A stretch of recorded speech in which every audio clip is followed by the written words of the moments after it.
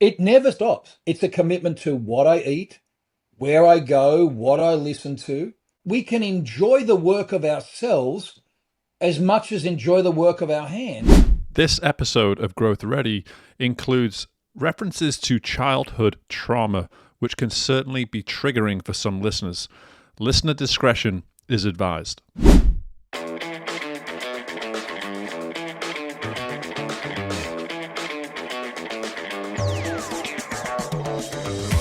Hello there, it's me, Steve Mellor, and welcome in to Growth Ready, the podcast that allows high performers to reveal the reality behind what it means to ready yourself for growth, the personal and professional challenges along the growth journey, while also allowing the high performance executive coach in me to satisfy his curiosity toward what drives optimal performance. On this episode, we welcome Dr. John King, the founder of Give Them a Voice Foundation and decorated author to the show. John's resilience and courage guided him through a truly traumatic childhood, but his growth from John 1.0 to John 2.0, as he likes to put it, well, that came later in life, which is highlighting the power of the human spirit when we're ready to do the meaningful work on ourselves. Hey guys, as we get started here with the episode, I want to just take 1 minute of your time to make a request for you to subscribe and rate the show. For our show to be easily discovered by other potential listeners, we need our current listeners, that's you, to take the time to not only subscribe, but to also rate the show. Whether you're listening to us on Apple Podcasts, on Spotify, whatever platform of choice, there are typically ways to be rating the show. So go ahead and click something like that 5th star and be sure to take that additional time to leave a comment or two about why it is you enjoy listening to the Growth Ready podcast. Your efforts on this will allow our show to be more discoverable, which means we're going to find more listeners and continue to have that significant impact on the community of human performance and personal development that I know you are all benefiting from by being listeners to this show. Please go ahead, take the time, subscribe, rate the show today. Hey, and while you're at it, why don't you share it with a few people as well? I appreciate you guys. Let's get to the interview. Hello there. Welcome back into the most recent installment of the Growth Ready podcast. I am excited to sit down today with a Commonwealth brother from another mother who is also based here in the US. So we're both legalized citizens in this fabulous country now, both down in the South. Yes, And cheers. cheers to that. I've got my tea. I hope you've got I don't know what you're drinking there, mate, but Coffee, mate. coffee. All right, you've Coffee, mate. adapted then. You've adapted to coffee. I've remained true to True to the cause. true to the cause and kept with my tea. But Dr. John King joins us on the show today, and it's going to be an absolute blast, this conversation. I'm so excited for it. We've already had about a 3 or 4 minute conversation before we press record, and I know where this is going, and it's going to be fantastic. But I'm not going to allow you to go any further, John, without answering the question that I have everybody answer when we first start. And that question is, what does it mean to you to be growth ready? Man, to me it means to live Susu. And so Susu is a Finnish word which means white-knuckled courage in the face of overwhelming odds. And when all is lost, the spirit of Susu manifests itself. So for me, Susu has come to mean relentless resilience. Uh, And I think if you're going to turn the crap of your life into fertilizer, you can't sit around and wait for a fairy godmother. You got to get up every day and do something, say something, speak to someone, and drag your butt out of bed. Yeah, and that's where we're going to start here, folks. We're going to start right in the thick of this idea of relentless resilience, because that is your story, and that is where I'm most curious to go with you today, because as we were chatting before we got started here, so much of the growth journey in the world that we live in is looked at and discussed around the destination, the success, if you will. And so much of your story is exactly that, the story, the journey, the way in which you've adapted and found ways to get through what you've gotten through. And so before we go back too far, I would love to really talk to you about when you think about bringing this idea and this definition for what it means to you, John, to be growth ready, how comfortable are most people with discussing growth, with discussing life, discussing their journey through this lens that you're potentially looking at your own journey through? Do they find it a comfortable discussion, or is it typically something that, it takes a little while for them to maybe adapt to? Well, I think we are raised to live our life from the outside in. We're often told what to dress, what to wear, what to believe, what job we need to take, even in some cases, who to marry. And I know for me, when I had John Ageddon turn up, this life ordering experience, I had to stop and ask myself, who was I? And that question was not existential, it was a gift of survival. And it's a question we can all ask, but few do. And it's a chance to pivot to live from the inside out. And I think this midlife realignment that happens in the life of many executive leaders and professionals is just that, a realignment. For the first time, they come to a point and realize, bloody hell, I'm fundamentally miserable. Or I really just wanted to take up knitting all my life. I wanted to open a craft store. I do not want to be the executive and senior partner in a law firm. I love to Uh-huh. crochet. So it's like at some point, you're going to spend your life miserable yet successful, or are you gonna take up crochet because you just bloody love it? Mm-hmm. The part of that is that who is in our life at that time when we have these kind of awareness to help us answer that question. I mean, I think I'm curious when you talk about, and I love the way it's John Ageddon. Am I saying that right? John Ageddon is Yes, what mate. is. Yes. Yeah, I mean, I Yeah. love that. We all need a John Ageddon moment in our life. I don't know whether I've had my Steve Ageddon moment yet. Well, But I if don't wish that on you, mate. yeah, yeah. But I want to go there to start with because I'm curious immediately, just Sure. with you alluding to that, with all these, many people can probably start to think to themselves, okay, I maybe I've had moments in my life where I feel as though I've become incredibly aware of something that I want to do, but for whatever reason I've not chosen to do, or the Yeah. path that I wanted to go on. Talk to us a little bit about this John Ageddon moment, this time in your life where decisions were made that have obviously charted the course to where you are today. Well, for me, it started on a beautiful March Texas spring morning, blue sky clouds, white puffy clouds, blue sky like a Simpsons opening. And I walked out of my shed and I saw daffodils and I thought, wow, they're beautiful. And then it hit me. It was like, I think it was 2008, Thursday at about 10:45. I had decades of suppressed memories come back to me. I thought my childhood was normal. I thought it was okay to watch your caregivers bathe together. I thought it was okay to, watch pornography and then have sex with female dinner guests. And so up to that point, I'd had these little memories of things I'd done and things that had been done to me, like little 8 millimeter films floating around in my brain. And then when this recall happened, it strung together like a movie. Yeah, And playing over and over and over in my head for 7 years. Sometimes it still does. yeah, So at that moment, that's the point that I call John Ageddon, recall of all this stuff that happens. And as a result of it and complex post traumatic stress, John 1.0 was left behind. There was a clear division. John 1.0 was an executive, incredibly outwardly successful. And after his brain vomited over his pristine life, he ended up being neurologically John 2.0. And that was when I was forced into a situation to ask myself, who am I and what do I like to do? Because I didn't even desire to do what John 1.0 did anymore. I really wanted to discover this guy and find out who he was. So it was something forced upon me that I came to very much see as an incredible gift and opportunity. And I hope for everyone's sake that no one goes through something dramatic. And I don't think you have to. I think you can stop and ask yourself the questions, who am I? And what is it going to take for me to live from the inside out? And that is a decisional moment to have your own midlife realignment. yeah.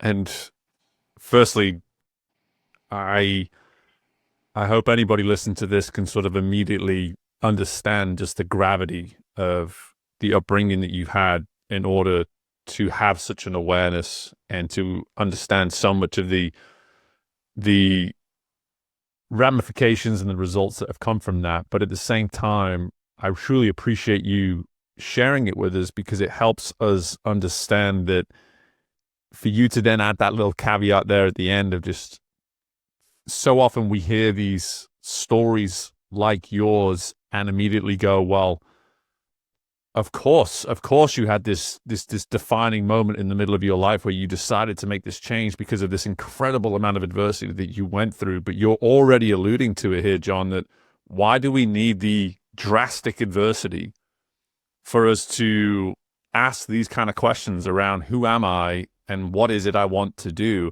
And I'm curious, just from your perspective, why do you think we're not doing that more innately? What is it about this outside world? And you alluded to some components of it already, but what is it about the human experience, about our outside world, that you feel, at least from your perspective, is preventing us from asking these kind of questions, or maybe being committed to the response that we come up with to these kind of questions?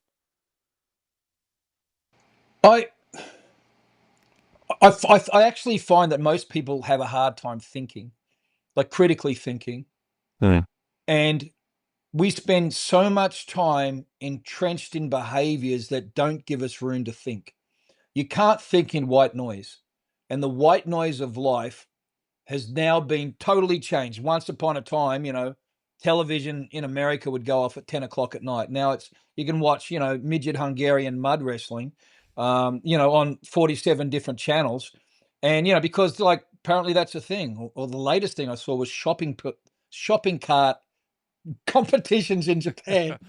How the hell I ended up watching shopping cart competitions from Germany or whatever the hell it was. It was I, fantastic. I don't know what it says about your algorithm for that to pop up, but hey, Oh, brother, I'm telling you, it was fantastic.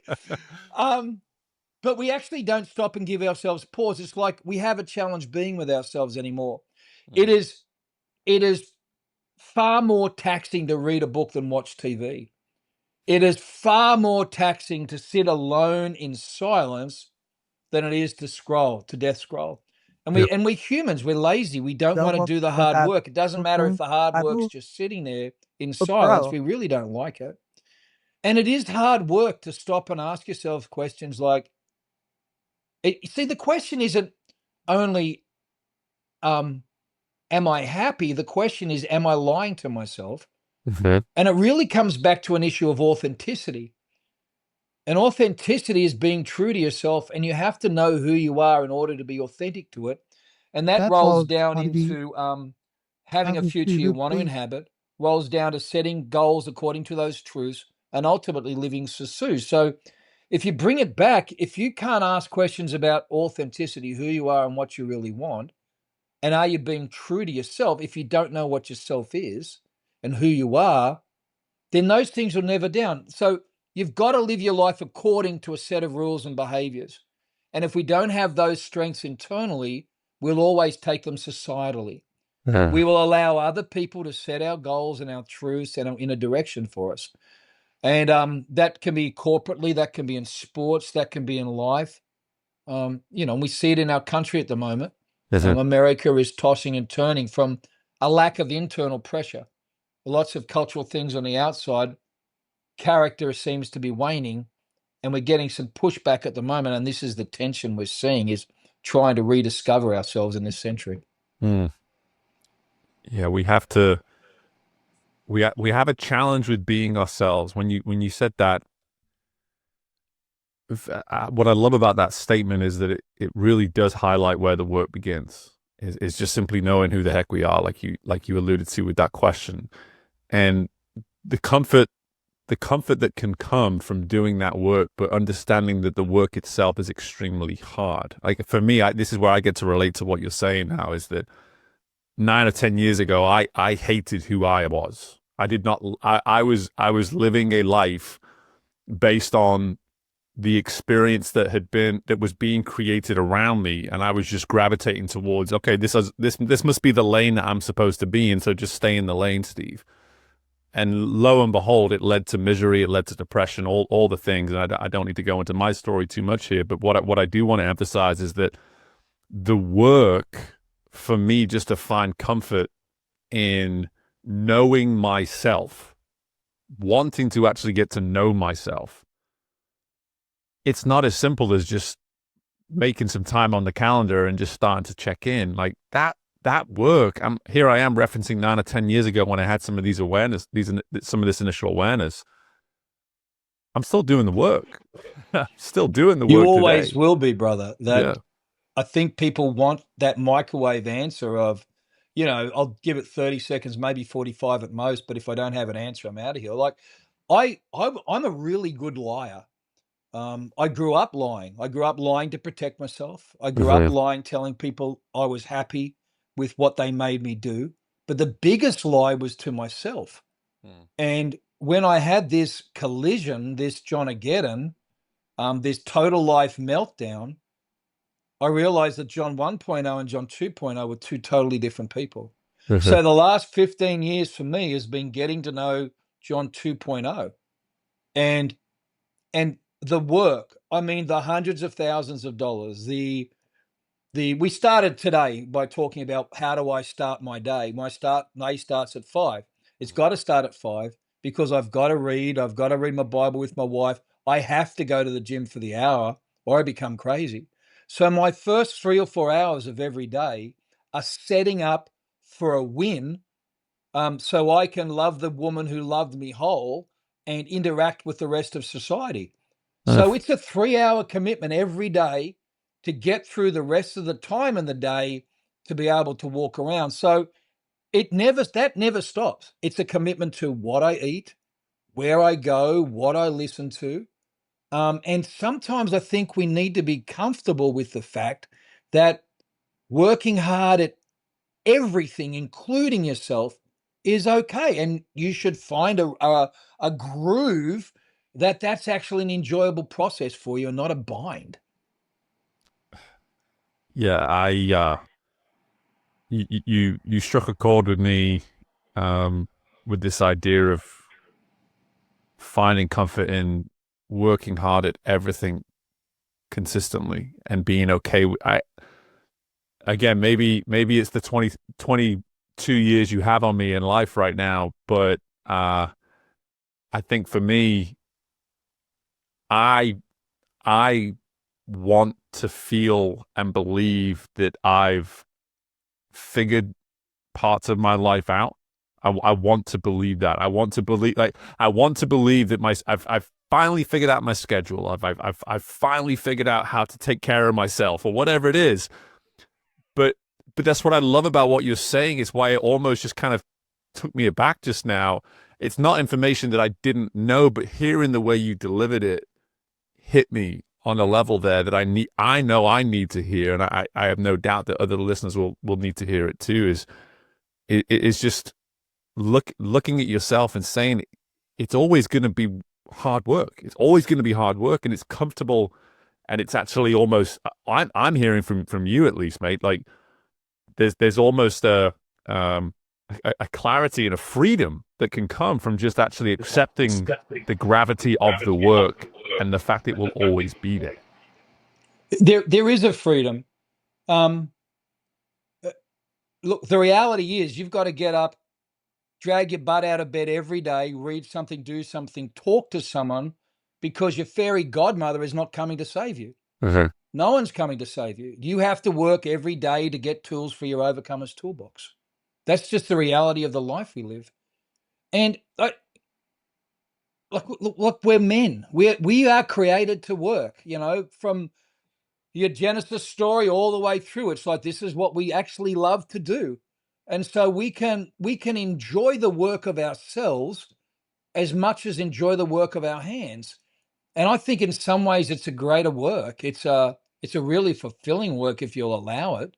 Mhm. Um, to be able to understand that you have the power to craft a life and enjoy your life. And here's the real power is that no one else gets to destroy that or control that. You are the captain of your own ship. You are the one who gets to determine the quality of the things that are important to you. Now, let me define that just a little bit. Mhm. We, as a society, we value what we can buy, what we pay money for. But the real lot real value, the real worth lies in things that you can't buy.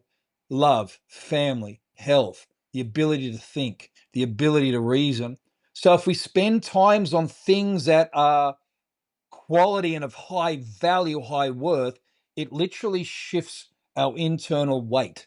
And the things that we put weight on for the approval of others, we buy crap we don't need with money we don't have to impress people we don't like. So we put weight on that crap and then allowing it to shift internally into things that we really value, like, your own company, your ability to sit and be with you. Like, when did we lose that gift? Yeah. Most people don't like themselves, I've come to understand, which is really kind of sad because you're stuck with yourself for a hell of a long time. Uh, I yeah, and that was the origin of my own story, of my own work, was when life put me in a moment where it was me, myself, and I was just like, holy crap, this is not the company I want to be around. I don't like this company at all. Like, it's terrible. Um, This you guy know, sucks. right? And I just like that awareness. You just go, good grief! Like, if I'm doing the math right now, there's I can look around me and bring whoever I want to bring into my life, but I'm Yeah. still going to be spending more time with me than anybody else. And so, like, can I just be comfortable hanging out with me? Like, never mind all the other stuff that I've got to figure out on this journey.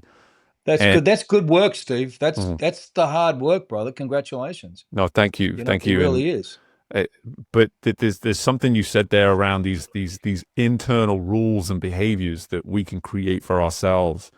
And I want to really go now towards this idea of performance and performance mindset work that you're doing in your work today, because I have to assume that a lot of these rules and these behaviors that we're trying to implement internally has a lot to do with the way we look at performance. And so I would love for you just to maybe talk to our listeners now, even a term like performance mindset. Like, again, this, if you Google something like that right now, you're going to be inundated with thoughts and opinions and studies and all sorts of stuff. And I would just love to hear, what lens are you coming at performance from? How are you approaching that? So, do you want the podcast answer or the real one? Oh, the real So, one, brother. I'm We might assuming be I'm assuming the real the one. podcast is just it's just the vehicle. I want the real fuel. I want the real fuel. I think the term performance mindset is bandied about by very shallow people Mm-hmm. because it means crap. Mm-hmm. What it is a label so you can buy my 12 DVD or now download series and attend my conference for $7,000 where I'll stroke your butt and pat your head or whatever it is we're doing nowadays that's politically correct. I think it's bullshit. Like, no, sorry, I probably shouldn't say that. I Okay. thought for the edit, I think it's unnecessary. Yeah. So how I started this, how I really got to being the perform set mindset guy, is that I wanted to talk about trauma. Mm-hmm. But people won't click on an email when it says trauma. Hey, listen, I want to help you get your crap together. Yeah. They'll click on an email that says develop and how you can understand your performance mindset. So I had to find a way to get disingenuous people to have a genuine conversation. Yeah. So I did a pivot in that, and I don't like it. I'm in the throes of trying to work that out. Internally, it's a marketing thing where I just don't like, and I'm trying to work with some people on that. Do I believe that there is an aspect to overcoming trauma that is a performance mindset? Yes. I believe that everyone with trauma wants to perform better at their life. Particularly men have trouble clicking on an email and going to a session that's going to deal with trauma because, like, brother, like, seriously, most guys don't get recall about what happens to them as a kid, even or in life, until 45. And most of us are wired in such a way as we don't want to admit vulnerability. Not that we can't with a mate, because women talk face to face, men shoulder to shoulder. Uh-huh. Not that we won't with a mate, but just that in our workplace, there's not these authentic conversations about it. So the reality is, under everybody that's driven passionately to succeed, there's something driving them. And often that driver is a traumatic event. It could have been how they were raised, something they saw, something they experienced. There is something that's pushing them beyond themselves, often for the accolades of others because they're having trouble sitting and wrestling and being with their own self. So this push, the way that I can try and get to people is by having a conversation with them about performance mindset. And the Uh, very first thing I do is I take them through a 12-week program on trauma. uh, That's the very first thing. So it's purely marketing. It's a yeah. marketing thing that I did just to do it. And so you're right. So the things you talk about, like the 3x5 mindset, some of those things that we do, the biohacking things we do for trauma, also work for performance. So it's purely a marketing trope. Is that or inauthentic? No, I'm telling you, it's a Yeah. marketing trope. I know Yeah. it's a marketing trope Right. because I want to be able to get people, because part of the challenge, and you'll know this as a coach, you have to start where people are to take them to where they want to go. Yep. You just can't talk about it's all up here, brother, or say, hey, listen, mate, I want to talk about your childhood trauma. It's like, who the hell are you? I ain't going Right. to do that crap. Right. So it's a way to do that. But really what I try and get is conversations and opportunities to help people reconcile things that they've never reconciled before. Mm. It's I appreciate you giving us the real answer, the real response, because I can't help but see a lot of truth in it.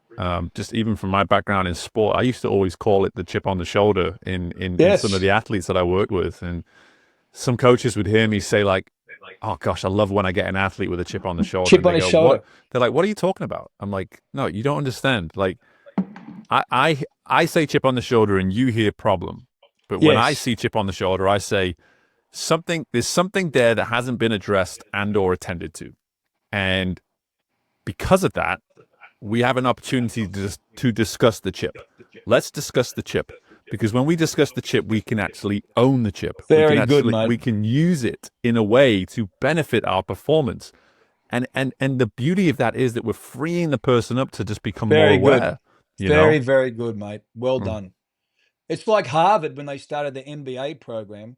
They would deliberately recruit men from broken backgrounds and sexually abused backgrounds Uh, because those young men would spend all their energy fanatically proving and getting acceptance from not only their lecturers, but their first boss. They all mm. burnt out at 35. Right. But for the next 10 years, they just wrung them dry because they mobilized this chip, not in a good way, but in a No. negative way. Right. And I love what you've done because if you can help someone address that chip as a coach, you're actually freeing them and able to speak into their life in such a positive way, Steve. Mm. That's phenomenal, mate. Well, Well I done. appreciate it. I appreciate it. And the irony now that we get to move towards is really what you've been referencing is that when I left this world of swim coaching and moved now into working with executives and leaders, obviously when I first did that, people couldn't understand what's the like how does making someone swim fast help me in the boardroom? And I said, well,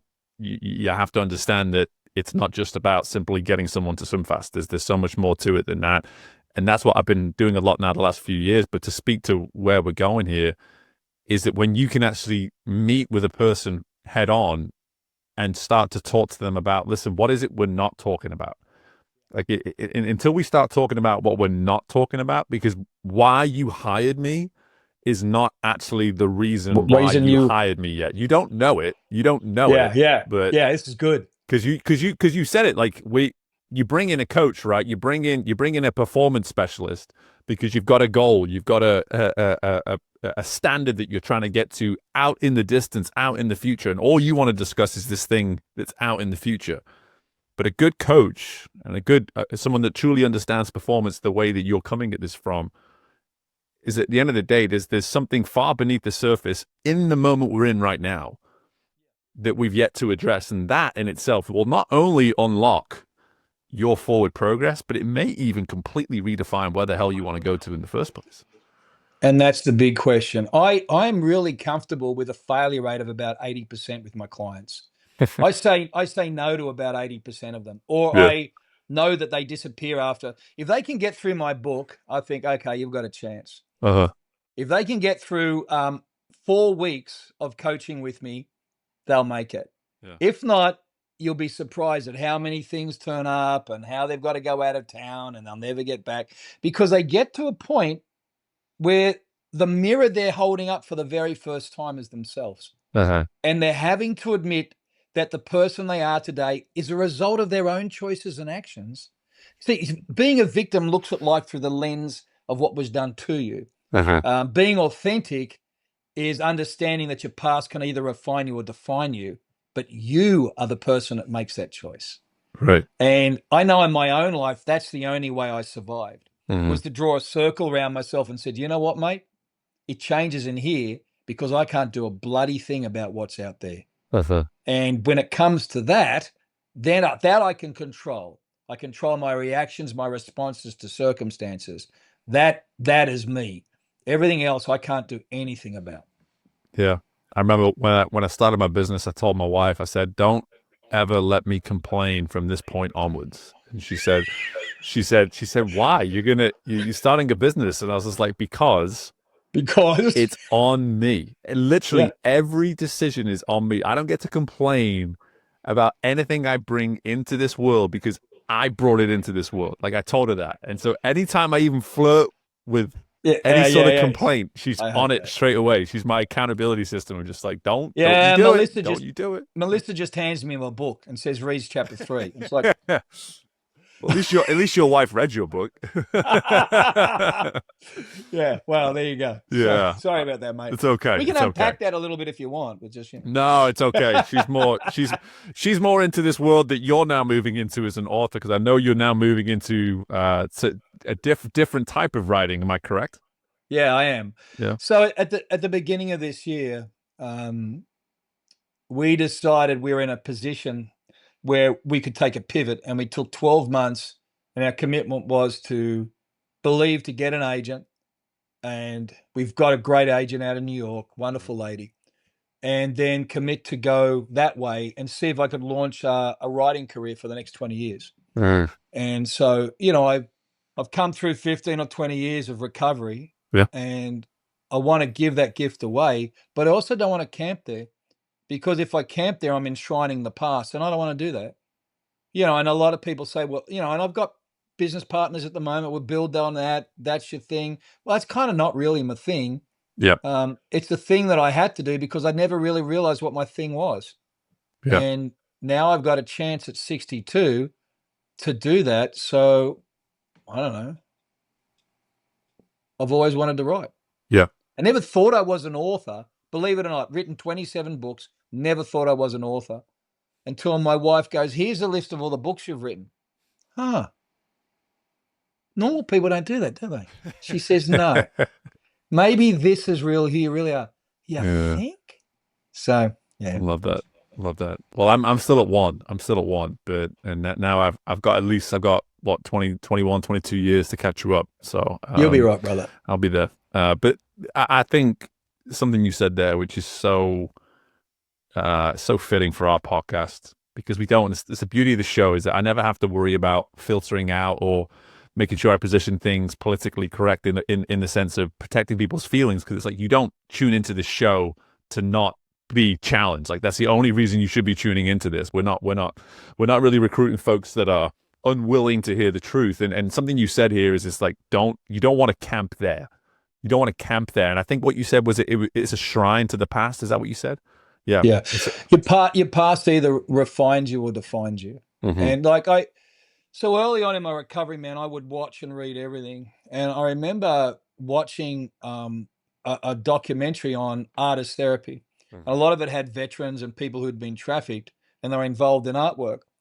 And they would show, in the course of this documentary, they showed some of their first artwork and artwork that they had created 10 years later. And brother, it was exactly the same. It was telling exactly the same story. But I look at the very first book I wrote in this theory, which was a series of poetry, a book called No Working Title. So I wrote that. And in the course of the 5 or 6 years I wrote that book, my poetry at the end was radically different than the very first piece I wrote called Rain. And so I ended up organizing this book based chronologically upon the stages that I had come through recovery. Mm-hmm. And now I go back, I can never write those first pieces again. They're in a sense enshrined, but that represents then. Yes. The latest book I've written is one called Sins of the Father, which is about, based on true stories, military sexual trauma, overcoming, and the conversations we have on both the left and the right in the country about change. So it's a fictional thriller. Yeah. And I could never write Rain again. I could never write that. I read that poem. I got a TED talk coming up. I'm reciting that poem. It's bloody horrible, mate. Like that guy, what that kid went through. Gosh, man. Yeah. He had a set of cojones to survive. This guy, like me, I'm a bit of a pussy now, mate. I don't want nothing hard. I cuddle me in marshmallows, bro. Like, I wish I could eat peanut butter and just lose weight. I don't want to go to the gym anymore. Oh man. I anyone listen to this, please hear what John just said around sectioning off the part of your lives, like recognizing that, hey, listen, this was me then. This is who I can be now. This is who I get to be moving forwards. Because as you're talking through this, my mind just flickered back to like 5 different versions of myself in the last 15 years. And it's always funny, like one of my favorite versions of myself to talk about. I definitely did not enjoy being him in the time, but I enjoy talking about him now. Was this guy who was so sure that he wanted to be a dad, but was absolutely terrified of commitment, i.e., the missing piece in actually creating a child was like that. Yes. Terrified me. That The part, I whole was wife like, thing. run, Yeah, no. run, and never look back. But give me the child. Can't wait to do that. And there was so much in that intimacy component that I had work to do around myself that I eventually went and did. And this is just the way the universe and the way God works, is that within 6 weeks of me starting that work, lo and behold, I meet my wife. Like he does that, doesn't he? He does. He just sneaks up and just whoops you on it. He's just playing a big game, and we're just the pawn. And you kind of go like 6 weeks later, you're going, oh, seriously, I'm not ready. Right. Like, I just prayed this 6, and now Right. I've got to actually do the bloody work. Right. And then your wife ends up pregnant. And go, oh shit! Now I got to do this father thing, and I'm not even a husband. I'm a It's real. It's real. But I get to look back on that guy, and again to the point that you were making, like I get to look back on him and be like, gosh, he was so lost. He was so lost. He was so unsure. And I love the way you put it, because it allows us to actually then shift away from judging that former self that we were, and actually look at them and say, good for you. Like good for you getting the help. Good for you truly doing the work. Because again, like you said, the guy that I am now, he's actually got it pretty easy compared to that guy. Like that former self, golly, he had it tough in so many ways, but he was willing to face it. He was willing to do the work. Melissa, my wife taught me that. When I look back at, I remember when, so, recovery starts with authenticity. Is being you've got to know your enemy if you're going to beat it. Lost my family, lost my career. I was told I was unlovable and unloving. I was a failure as a man, a husband, and a father. That I would never get well, so I might as well just kill myself. So that was the encouragement from a previous administration, and I carried that weight for a decade. I carried it because my marriage broke down, estranged from my kids. I was doing my best just to survive. And Melissa would often say to me, you did the best you could with what you had at the time. You made a series of decisions. Some of those decisions were made in brokenness. Some of them were harsh, but some of them were survival. And to look back at ourselves and not measure the same level of grace we would measure to one of our coaching clients it's inauthentic in and of itself. Men aren't good at that. I think men are very good at measuring grace to everybody else except themselves. And I think forgiveness is something as men we need to be practiced in, and it starts when we forgive ourselves. We have to be very comfortable knowing that we didn't have any models. There's not a whole lot of books out there for young boys who have been anally raped for not tidying their room with a plastic green soldier. You can't find that. You don't go to Barnes and Nobles, look that. How do you file that stuff away? So what you do is you have a total light meltdown and you fight and you just rage against it and you do the best you can. And at some point you look back and go, I'm really sorry that others were inflicted with what I was coping with. Would I have had children again? I don't know, brother. Like, I don't want to hurt anybody. I don't want to have hurt my first wife the way I did, emotionally. But there's nothing I can do with that. So, in order to move on, I actually can't live with that. What I have to do is be at peace with that. Is I did the best I could at the time. And going forward, I'm committed to being a better man.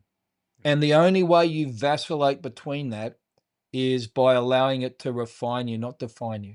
By saying, grace is sufficient for me. I will move on. And I'll measure the same grace to myself as I give to my children and my previous administration. Yep. Refine, don't define is certainly something I'm taking from our conversation. And when I think about you now moving forwards, and you've painted this vision for the next 20 years, this author that you're going to be, and this life that you're going to live around that. Talk to us a little bit about how you maybe see rules and behaviors now evolving for you moving forwards. Because I just love, I talk about, just to sort of add a little bit of context as to why I'm asking that question. Like, for me, so much of my work I base around standards. Like, I try to refrain from talking about goals. We try to talk about commitments. We try to talk about standards. We try to talk about behaviors. But to hear you sort of talking through this lens of rules and behaviors, I can't help but now want to know, when you look at your life moving ahead, what do you foresee for these rules, for these behaviors, and how they maybe evolve over these next this next chapter? Man, that's a great question.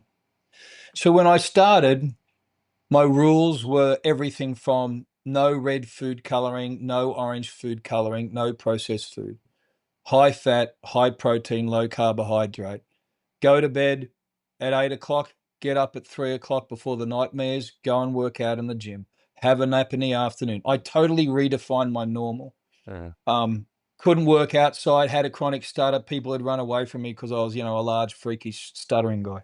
No, doesn't get on with there. It's cat, So I had these series of rules that, down to the music I'd listen to, the people I'd be with, the clothes that I wear, because everything impacted myself.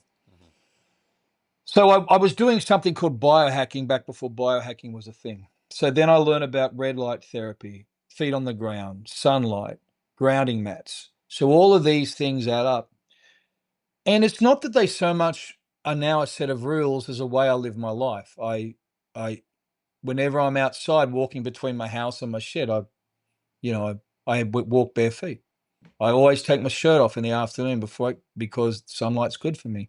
I turn the TV off, at 7 o'clock because I want to be asleep by 10 o'clock. So that's just how I live.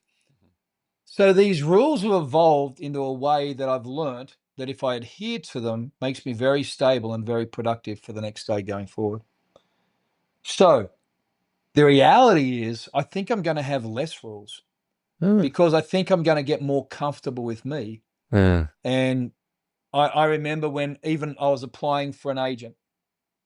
So most people, when they try and get an agent, they will take 6 months and they will apply for 20. And if they don't get a response for the book after 20 agents, then they give up and they go on Twitter or Threads and just complain and bitch about how bad the world is. I applied for 364 in a 3-month period and had an overwhelming rejection rate of 99.5%. And I ended up in one weekend securing 4 offers from agents, chose the one that I valued and believed that would be it. So now I'm here where I am. And I say that to say the passion and the fight and the fire is still there, but you just apply it differently. This is the thing that I'm going to do. I'm going to take all that fight and fire and I'm going to apply it to this now. But what was interesting is rejection once upon a time would have totally dismembered me, Oh, spirit and soul. But now it was like, come on, bring it on. Let's go. Because the more no's I can get, I'm closer to my yes, So that fire and passion is still there. But what's interesting is I'm really comfortable with myself. And I gave myself 12 months. And if at the end of 12 months it hadn't happened, I was going to be very, very happy just moving into whatever the next phase would be. So what I'm noticing is that I'm at peace with myself. I'm at peace with whatever I decide to do. And I'm also at peace if I put in the effort, I'm going to be at peace with the outcome, regardless of where that goes. And that is a very post 40 thing. I've found it in the arc of my life. I'm coming into my 60s now, and I realize that all the stuff that I was worried about was crap. And who really cares? And it made no difference. So why don't I just work hard and be at peace with everything? oh, And that's what I would wish for you or any member in your audience is, honestly, the old saying is don't sweat the small stuff, man, because it doesn't matter. yeah. It really doesn't matter. You face death down a couple of times, become bankrupt, lose everything. It just doesn't matter. Really, that's performance, right? Like again, this is why I love having this conversation with you. And um, I could talk to another performance expert on another episode and very much be in agreement, very much understand where they're coming from. And this isn't about like canceling out or establishing, sorry, what's wrong and what's right. But what I love about the lens that you've presented performance through with us, John, is what if we were striving to get to that level of performance, to where we could actually not sweat the small stuff, to where we could be so comfortable in who we are, in what we want, that when the result comes, we can be at peace with the result. That surely that is actually a level that there's an element of mastery to that, of just how much work do you have to do to get that comfortable and find that much peace with a potential outcome, especially when it's not the outcome you were maybe once That's the hoping one. for. That's the one there, because it's not only at peace when the positive results come, it's at peace when the thing that you want doesn't come. And you go, okay, that's disappointing, but that really doesn't affect me because it's not me. It's maybe just not the thing that I was supposed to do at the time or ever. I've only ever had one thing that I wanted to do, not do. And it was tough. And it still is tough because I really wanted to give it a go and I just couldn't. It wasn't going to work out. Too late in life, too many other things, particular thing. And it was like, so that was about 3 years ago. And the reality is, I would not be where I am today without that no, because I would not have gone looking for the path less traveled, because this was going to take me on a trajectory. And it says, oh, no, okay. So that didn't work. So here I am through this whole thing. And I like where I am now. This is awesome. What could have been awesome back there? Probably. But this is more awesomer, because that's a word. So this is okay. And it was probably about the time that I came peace with this being less awesome that this became more awesomer, because it was just, and it doesn't matter. So give you a snap. So you heard the background. This is where I'm currently up to. So in Australia, there was a policy called Breed the Blackout, where they would take, because melanin in Aboriginals is a recessive gene. So they would take kids off their parents and put them with European families to breed the blackout. I only found out about my family in Australia 18 months ago. 18 months ago, I went from orphan to tribe. So leading up to this whole period, had a company, invested $1.5 million, valued at $120 million. The pandemic turns up, all that COVID rubbish turns up, lose an investor, end up in Los Alamos, hired at the National Laboratory for Los Alamos, harder to get in there than Apple and Google. Last on, first off, stuck in Los Alamos, locked down in New Mexico, bankrupt because everything went chaos. Came back to Texas, 4 days and $400 from bankruptcy, heart attack. A guy working for me was murdered. And let me just be honest about what this arc has been in these last period of times, where people look and go, man, John, your life's so together. One brother murdered. I just lost another brother yesterday. I got another brother in jail. Um, I mean, I mean, it's a cluster. If you look at all the lows, the dips, it's been a really, in some people's minds, a really difficult thing. But the overarching sense of arch that I've learned is it's possible to have peace above the fray. And that doesn't mean that you're shallow. It means that you've found a place where you can bring compassion, understanding into other people's lives without necessarily meaning anything for yourself. And I think for people who really want to perform at a high level, being able to walk into an environment and a situation in sports or in business or in the ministry or whatever it is, the very best thing you can do is don't come from a place of need. Mm. Now, you have a need for things, but you don't shop that need into those markets. Right. You answer those questions yourself, because the more you can be at peace and in tune with yourself, the greater human being you can be to those that need it. And that idea of keeping your need yours and not making that need the driving force, driving factor behind the connection, behind the work that you're doing maybe in other areas. Again, it's a level of performance where all the work that we started with here around who am I and what do I want, right? It further emphasizes why we start there. And I think that is what I really want to get across here today, is that you've thrown a lot of different thoughts and ideas at us. You've shared so much of your story. It sounds like the last 5 or 6 years of your life in itself is enough for numerous people's lifetimes, and so when you hear this, you go, okay, what do I take from this? What would be a good action item, let's say, coming out of a discussion like this? And for me, it's go back to the origin of where we've started in this conversation, of just do the work around knowing who you are and what it is you want, and the clarity that is born out of that becomes this just true force in your life that takes you where you truly need to be going, right? It really does, Steve. And the reason I said the back end was because people often hear my story and they camp on something that happened at 45. Yeah. I'm 62, and it's never got better in one way. Mm-hmm. I've got better. Yeah. There's an old story I used to tell in church, when I was preaching, is you take a can of Coke and you can stand on top of a can of Coke. You can stand there.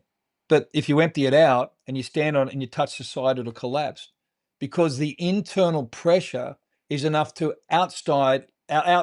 withstand a stronger external force. If people, when it comes to performance, if your clients would understand that what you're committed to doing is firming up the insides, so that they at some point will never need to see you again except for Christmas and Thanksgiving. Mm-hmm. Because as a coach, that's what drives us. Right. And that work that you're talking about, and you can take that around wherever you go, and whatever you're faced with in life, you have it with you. Sure. And that is a wonderful sense of just freedom. Mm-hmm. It sure is. Be a can of Coke is what I'm getting from this. Be a can of Coke.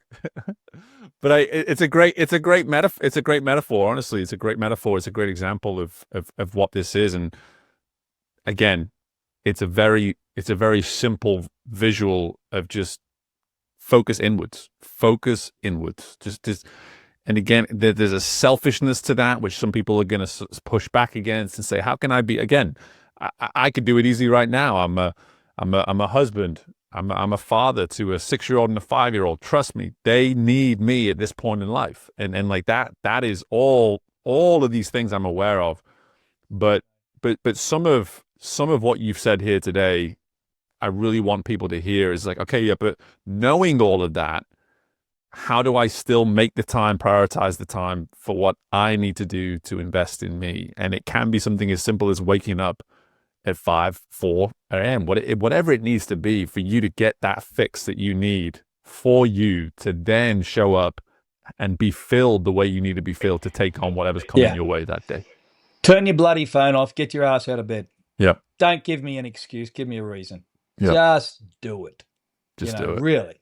Just do it. Well, Or take it at lunchtime. Whenever you got to do it, man. I'm gonna take this very short 20-second clip and play it for my wife, because I the one thing I'm very curious to know is how you convinced your wife to wake up at 5 a.m. with you to have coffee with you, because my wife has this weird rule about no sun, nothing. Like if there's no sun, if the sun is yet to rise, I'm not rising either. So she's very strict on that. Very strict. Well, Mrs. Mellor, I do not take any responsibility for what your husband's about to do.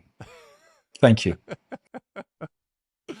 Love it, brother. Listen, this has been. I said it at the outset, and it's not only been confirmed; it's been absolutely annihilated in terms of just how great this has been. But I need to let you have the opportunity here just to share with folks, where can we learn more about you? Where can we access more of your story? Where do we go? Thanks, mate. If they go to Dr. John A. King, DrJohn King, the website.com, or any social, they can connect with me. And in fact, I made a program, a performance mindset. It's called Mindfire Challenge on the website. They can get that for free. It's normally $500. It's a 5-6 week course. And the reason was I was going on to so many podcasts and people wanted help, and I wanted to come up with a way to help them. So they're more than welcome to go on there, enroll with that. Weekly coaching on a Thursday night, Tuesday office hours. We just want to help people, man. It's one of the things that we want to do. So Dr. John A. King on social, connect with us on the website. And I've got this book coming out, so I'm going to ring you up and I'm going to bite you. When I get the book published, I'm going to bite you to come on and do a launch on the Grow Ready podcast. Let's do it. Let's do it. I love that. And I will say this too. I've never felt more challenged to invest and take up someone as my coach, as the guy that says, after 4 weeks, typically, like you can prove yourself, you can prove your value. So I feel like I've got some people in my audience right now that are like, that sounds like a challenge to me. It's just like to be a client, to be a coachee of Dr. King. It's just like, can I pull this off? Can I pull this off? It's free, but it's going to cost you. It'll cost you all your excuses. I love that. It'll cost you time. It'll cost you being a pussy. And you're just going to so suck it up, sunshine, fill out the form, and let's see if you can make it past the first 4 weeks. And if you can, awesome. It's free, but it's going to cost you. I think that's I might have to get that tattooed somewhere. That's a beautiful statement right there. But yeah, your wife, it'd be a great tattoo for your wife. It's free, but it cost me, man. It's free, but that thing cost me a lot. 5 a.m. It's free, but it's going to cost you. John, listen, I could talk to you for hours, mate. This has been an absolute blast. Thank you so much for the time, for the generosity of the insights. Just best of luck with everything, mate. Appreciate it, mate. Cheers. And my thanks again to John for joining us on this episode of Growth Ready. That was a lot, right? It was a lot, but it was a good a lot. It was exactly what I think we all need to hear from time to time. And there's something about this episode as well being released towards the end of the year for you to really stop. And I mean it. Just stop. Take the time to stop. Please. I'm begging you. Just to reflect, just to think. Who are you in this moment? Are you doing what you want to be doing? Is it serving you? Is it filling your cup? Is it making you feel as though when you look at this journey that has been your life, you're doing what you were put on this earth to do? It's okay if you want to do that. You know that, right? So much of what John is alluding to is, if you do feel comfortable with who you are and you are on the path to doing what it is you want, brother or sister, listen to this. Let's go. Let's do the work. Let's get way more comfortable being in that discomfort, in the sense of, what are you willing to do? What biohacks are you willing to make to create that extra hour in your day just to free up some time? But secondly, how can you then double down and look at the way you're currently using your time towards such efforts that you believe are sending you in the direction that you're trying to get to, when really, truth be told, and you look at how you use that time, present company included, there's a way that you could be doing it better. There's a way that you could be leveling up and actually using what God gave you to do more effectively each and every day. This is deep stuff today. This was hard to hear. I'm sure there was some quite alarming insights and stories that John shared that caught you off guard, that you weren't expecting to hear. But I'm glad, because it probably drew you back in to listen a little bit more attentively. This was a good one, folks. But don't let it go to waste. Make sure you've taken some notes. Make sure you go check out John's information on his website. But more importantly, keep going on your growth journey. Keep coming back to this show to ensure that you are investing in yourself the way you need to be, from the inside out, not from the outside in. Take this information, but then personalize it. Make it about you. Don't cut and paste what it is that we're saying. Hear it, understand it, make it your own, and then internalize it and make it what it needs to be for you to grow, for you to get to where you want to get to. That's my ask of you. That's my call to you. And that's what I hope that you took from this episode specifically. But in the meantime, folks, as always, best of luck with anything and everything you've got going on. Be sure to share this episode with others, and I look forward to doing this with you again very soon. Bye for now.